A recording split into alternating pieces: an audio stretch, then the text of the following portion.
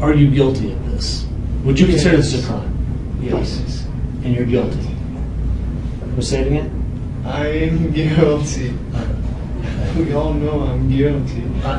But part of you is glad you did it. Still, I kind of sense that from you, right? I mean, part of you. So you're proud. I mean, part of you. No, because like I said, I don't really know exactly what I've done.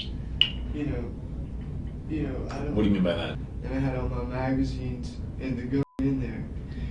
When I walked in the church, this thing was right on me, in front of me. You know. Mm-hmm. And I was like, oh my God, they're gonna see it. You know. And obviously they did, because I mean, this thing is big, it's heavy. Mm-hmm. They can hold 13, but I didn't want it to jam or anything like that. When I shot a magazine, it's like I just went pop, pop, pop, pop, pop, pop, pop, pop. You see what I'm saying?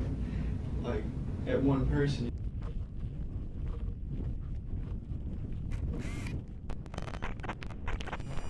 Clementa C. Pinckney, a man of the community that served as an American politician, a pastor, and 8 other members of the congregation, never expected to be met with such a fate as they did at their place of worship. The evening of June 17, 2015, at the historic Emmanuel African Methodist Church, an innocent Bible group and a notorious Dylann Roof worlds were about to collide, in such a way that it would change the fabric of history for the church and the people of Charleston, South Carolina. Welcome back to Serial Chronicles, where we bring you some of the most heinous crimes against humanity. Today we look at the interrogation of Dylann Roof, one of the most degenerate and vile person you would ever meet. Simple words cannot explain the type of person he is, and the act that he committed to some of the most peaceful and innocent people.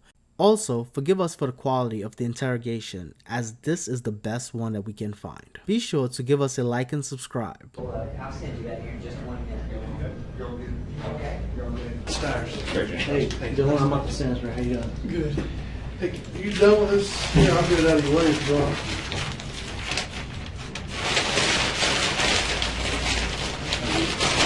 Dylan, I'm Craig. How you doing? Got an extra water there for you. Nice and cold. So this is something I have not seen in an interrogation ever or heard of until today. Maybe I'm wrong, but Dylann Roof was given Burger King and treated very well because, as the newspaper stated, he remained quiet in the back of the police car. Extra water there for you. I think we can see the Burger King being cleared out of the table as the interrogation began. And also, if I heard correctly, he was offered cold water. My experience and or impression from watching other interrogation videos, the cops are really never this nice. Which baffles me. Could it be because it is the FBI instead of the regular detectives? What do you think? Let me know in the comments below. How long were you at the church before you actually before you pulled your out? You said yourself you think maybe 5 or so people. How long were you at the church before you decided that you were going to do that? Well, I just went in the church, and then I sat down with them for like maybe 15 minutes. Were they having a meeting or something? Or? No. This was a Bible study class. So you knew the Bible study class was going to happen? Yes, because I had went there before and I asked them. Here we can see that he knew exactly what he was doing, as he knew who he wanted to target, the place he wanted to target, a church that had historical significance to Black history. Right before, or when you pulled out and started to shoot, did you remember what you said, or if you said anything to the people? I did. I didn't say anything to them before I pulled it out.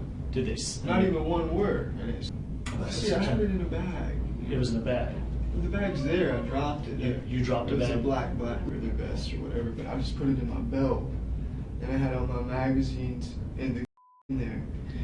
When I walked in the church, this thing was right on me, in front of me, Mm-hmm. And I was like, oh my God, they're going to see it, And obviously they did, because I mean, this thing is big, it's heavy, Mm-hmm. but I didn't want it to jam or anything like that. So, anyway, they saw it, but I just sat down because I guess they just didn't say anything, And then I was sitting there and I was like, just thinking about whether I should do it or not. And that's why I was sitting there for 15 minutes, just like, because I know I could have just walked out, because they didn't say anything to me about what, the thing on my belt. Not, you want to say spur of the moment, but I just finally decided I had to do it. And that's pretty much it. Why did you have to do it? Oh, I had to do it. Well, I had to do it because somebody had to do something. To me, it looks like he wanted to send a message in hopes that more people like him would replicate what he did. Black people are killing white people every day on the streets, and they rape white women, 100 white women a day. That's an FBI statistic from 2005. Could probably be more. You know, the fact of the matter is, what I did is so minuscule to what they're doing to white people every day, all the time. You know, everybody knows that the news is biased for black people. When you first walked in and they were having a Bible study, did anybody even acknowledge you or say anything or say, you know? Yeah, they did. They gave me a sheet. They welcomed you. These people did. Right, but I didn't. Like I said, I didn't say anything to them. They just handed me the sheet, pretty much. You know, there wasn't that many people there. From my understanding, the church welcomed him with open arms. But by that time, I mean, people that were already down, did you walk up and them? Well, see, it was sort of complicated because they were all like under the tables. You see what I'm saying? When I shot a magazine, it's like I just went pop, pop, pop, pop, pop, pop, pop. You see what I'm saying? Like at one person. You see what I'm saying? Listening to this interrogation, it does not seem like there's any remorse in his voice about the atrocious that he had just committed. So you go and you get your car, and you get and leave. So where do you go? To be honest, I was in absolute awe that there was nobody out there after I had shot that many bullets. I was like, oh my God, what are these cops doing? They're not even really doing their job. If you hear how many shots, I don't know how many shots that was. You know, there's not even a cop outside. I do not know the response time for the police in Charleston, South Carolina. But this is a valid question though. He went through multiple magazines, all that noise from and no police showed up or responded. Plus, he had the ability to jump in his car and drive from South Carolina to Charlotte, North Carolina before being caught. And then, during the interview, he stated that he was going to Tennessee for no reason at all. You know, so obviously, when I walked out that door, you know, I peeked out the door. So I thought there was going to be somebody there ready to shoot me, you know what I'm saying? So, you know, that's really why I had the last magazine. It's not to shoot cops, it's so I could shoot myself. You see what I'm saying? When I saw a cop. Still, and all that I even was driving at all, even got away. Sure, You know what I'm saying? sure. So you didn't expect to survive. Oh, no. Would you consider yourself a white supremacist? I do consider myself a white supremacist, sure. So it's a white supremacist. It's only to certain races. Right. Well, look, white people are blacks or Hispanics. Then you got white Hispanics. Or Indians, Arabs, Southeast Asians. But in your mind, the white race is the dominant race. No, I don't think the white race is the dominant race. I wish it was, though. You know, I think it should be. That's the problem. How long have you felt this way? First thing that I would say woke me up, you know, would be the Trayvon Martin case. You know, and that was a while back. Right? So basically, after the Trayvon Martin incident, you said it woke you up, and you did a little bit of research. Right. After you researched that, and you started looking at, you said black on white crime, is that correct? Right. So what happened after that? Well, then I found out, you know, like I said, what's happening in Europe. In a lot of ways, it's even worse over there than it is here. London's only 60% white.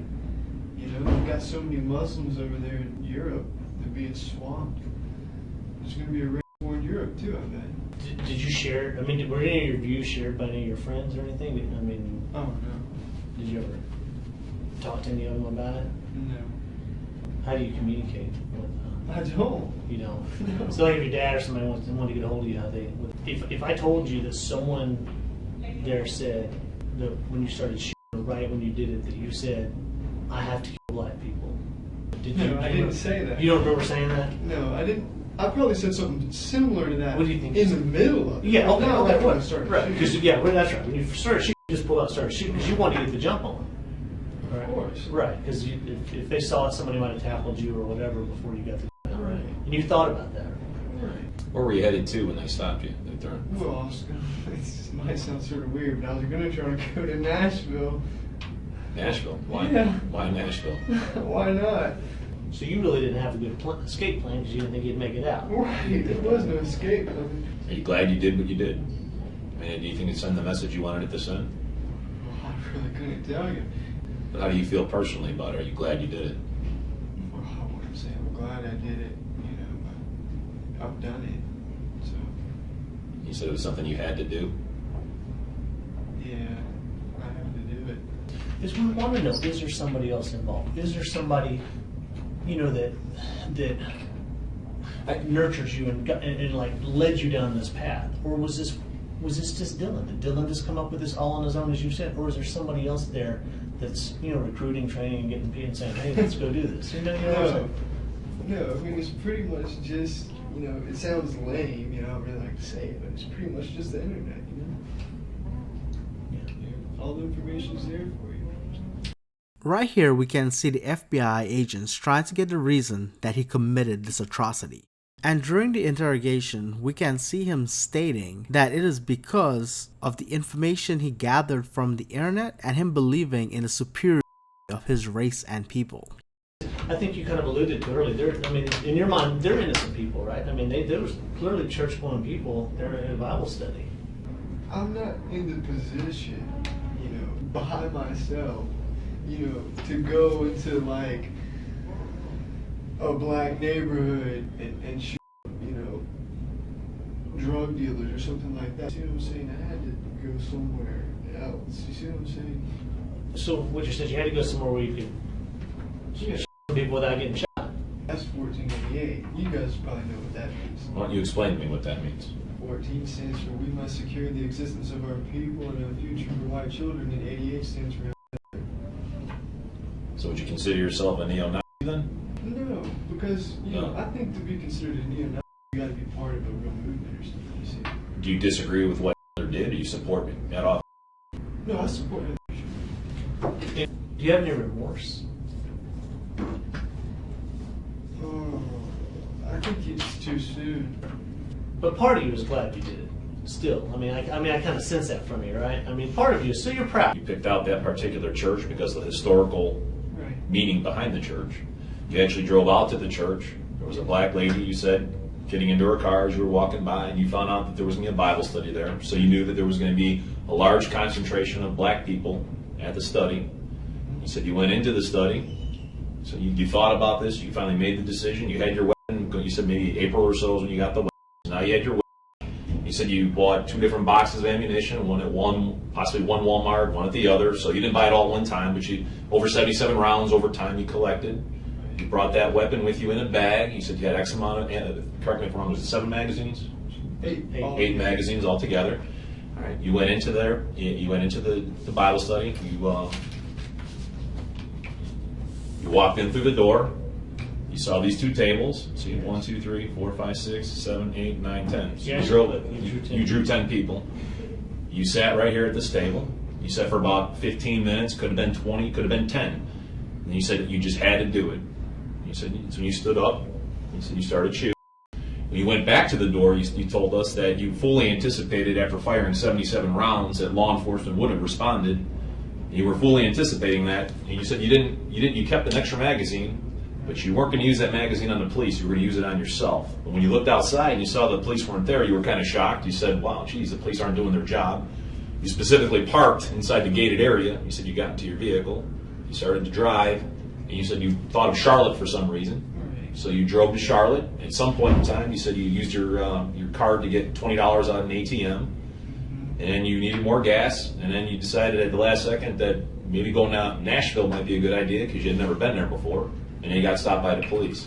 But the whole reason you did this, just so I understand correctly, again, and you've already told it, I just want to make sure we understand you correctly, is after you never really thought about race relations until the Trayvon Martin incident. You did research, and you really started to irritate you because day after day after day after day in your mind, or what you perceive from watching the news, there's black on white crime and it goes unnoticed, nobody cares, doesn't matter. And you actually quoted an FBI statistic on rape. You broke it down to about 2 rapes. Was it 2 rapes per day? Is that what it is?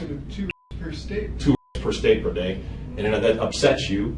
And you basically said that when you went into the church, you had made your mind up that you had to do this. You said it had to be black victims, it had to be black, you were targeting black individuals because there's no skin movement anymore, there's no KK movement anymore, and your whole goal was basically to do what? You said to black people, but what was the reason? Though? What was the reason? What does this do? I guess my question is: there's 9 people that are dead. You said that you said the goal was to black people, specific, just black, because they are black, because you're sick and tired of what's black on white. No one's paying attention to that. The lack of movement with the skin movement. In the case. So you said you wanted to black people. Now that you did, what are your thoughts? What message do you want to be told to the public? What do you want people to remember Dylann Roof for?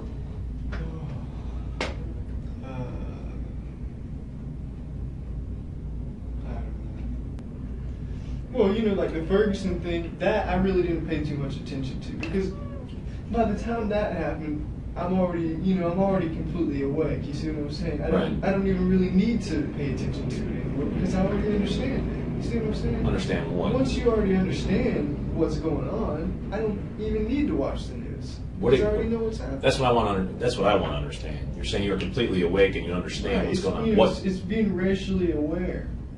That's a real thing. Racially aware of what? Racially aware in itself. That's where you view everything that happens ever through a racial lens. And that's what you do? Yes, you have to view everything through a racial lens. Everything that happens, because that's how black people think. Black people, from the day they're born, are racially aware, but white people aren't, because we're brainwashed not to be. But I am. Because it sounds corny. No, I'm listening to what you're saying. No. That sounds corny, but I guess that's the only way to put it. We understand what you're saying, but where did you learn this? I mean, I know you say the internet, but are there sites? I mean, what inspired you to go, I got to research this? Because Dylan, believe me when I tell you, Michael and I have interviewed many people and with each other, and you're an intelligent individual. And the bottom line is the fact that you make maybe grades at a school or things like that don't reflect it, but you're an intelligent person. The fact that you're able to read and comprehend and maintain specific knowledge, you're highly aware. I guess is what I'm trying to say. Of course, I mean I knew you, but you can't. You said you could. You said that black people are basically racially aware from the time they're born, but white people are asleep. From the day black people are born, they're viewing everything that happens to them through a racial lens. That's why they get offended so easy. Sometimes a white person might do something to a black person, and the black person will think it's racist even when the white person wasn't even thinking about race, because the black person's viewing this is a white person. You see what I'm saying? This is a white person talking to me. They're always thinking like that. Sure. You could ask a black person, they'll probably admit it to you. That's how they think, but white people don't think like that. But eventually they'll have to. You see what I'm saying? Because we're going to become a minority eventually, if nothing, if nobody does anything. And that's what led up to yesterday, correct? Yes, I guess. Is that what you mean by does anything? Like what you did? I mean, because I guess that's... Well, does anything. It doesn't even have to be violent. Well, just do something. What are you looking for? Like, what are you looking for somebody to do? Do something. Have some kind of movement, something standing up for white people. Nothing. There's nothing. In Europe or America. You know what I mean? Europe, that's the homeland of white people, and then God, it's I've never been to Europe, but like I said, I've read about it. It's terrible what's happening over there. I couldn't, say I wanted to, get away from minorities or something and move to Europe or something. You couldn't even do that because they're there too. Well, have any black people ever done anything specifically to you, other than what you see going on around you in the world, in your perception of it, right? Have any of them ever done anything specifically to you? Have harmed you? Or oh no. I mean, I think one time probably a black person stole something from me, but that wasn't a big deal. You see what I'm saying? A black person's never done anything to me personally that made me dislike black people. Right. Because of what they did. With it, it's just thinking about on that whole thing, when you go through, but knowing, and even before, I mean, you knew your actions were going to. You said you believe at least probably one guy probably died. I think early on you said you shot 4 or 5. You thought maybe 4 or 5 people were dead. I may be misspeaking, but you knew when you left, when you were driving, before you got stopped, before you messed, you were under the assumption you killed 4 or 5 people, right? Yes, that's true. But your numbers were doubled. It was 9.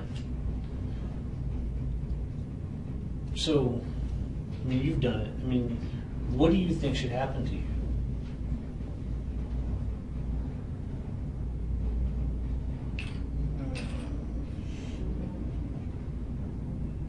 don't know how to answer that.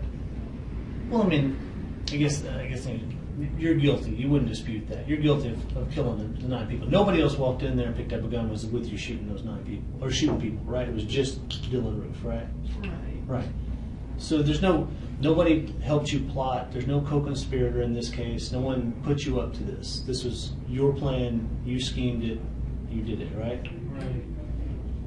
Okay. So what is a result now of done that? Someone that's killed 9 people. What do you think? If you took black or white out of the issue, or let's say this, say a black man walked into a church and killed 9 white people, what should happen to him?